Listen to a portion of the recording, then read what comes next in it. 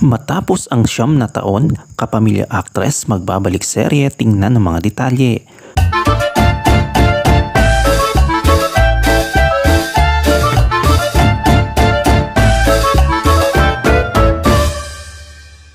Pagkatapos ng 9 na taon, babalik sa telebisyon si Ann Curtis, ang host-actress ng kapamilya TV program na It's Showtime. Si Ann ay isa sa mga bida ng Philippine adaptation ng sikat na Korean novela series na It's Okay Not to Be Okay. Kasama niya dito sina Joshua Garcia at Carlo Aquino na parehong hinahangaan sa Kapamilya Network. Ang huling teleseryeng pinagbidahan ni Ann Curtis ay noong 2014 sa Mars Ravelos Jezebel. Matatandaan nga na si Ann Curtis ay hindi pa tumanggap ng serye sa isang proyekto matapos magbalik mula nang magtapos ang COVID-19 na nagkataong nanganak din siya sa kanyang first baby na si Dahlia. Noong December 13, kasabay ng Christmas special ng ABS-CBN, opisyal na inanunsyo ang pagsasama ng tatlo sa teleseryeng nakatakdang lumabas sa 2024. Matatandaang noong 2020 ipinalabas sa Netflix ang original na Korean series na gagawin ng adaptation ng ABS-CBN.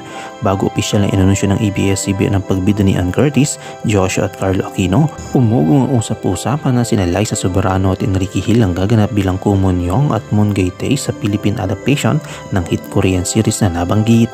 Mayroong 16 episodes ang It's Okay Not to Be Okay na pinagbidahan ng mga South Korean stars.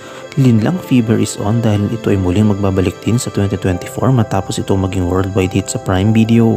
Magkakaroon ng teleserye version ng Linlang na pinagbidahan ni Kim Chiu, Paulo Avellino at JM De Guzman. Dahil sa kanagiligang chemistry ni Kim at Paulo, patuloy na maglalayag ang Kim Pao shippers dahil silang dalawa ang magbibigay buhay sa Philippine adaptation ng hit K-drama series na What's Wrong with Secretary Kim.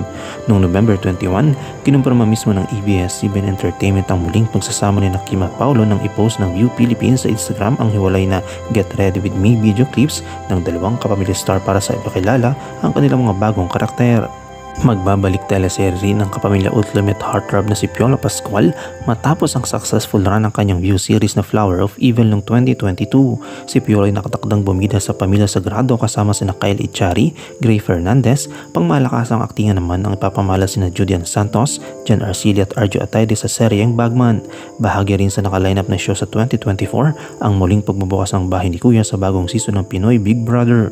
Ano ang iyong komento kaugnay dito? Shoutout tayo kay na Chris Cherry Cruz, kay Slapshock Masinda de Miguel at kay Perla Cruz.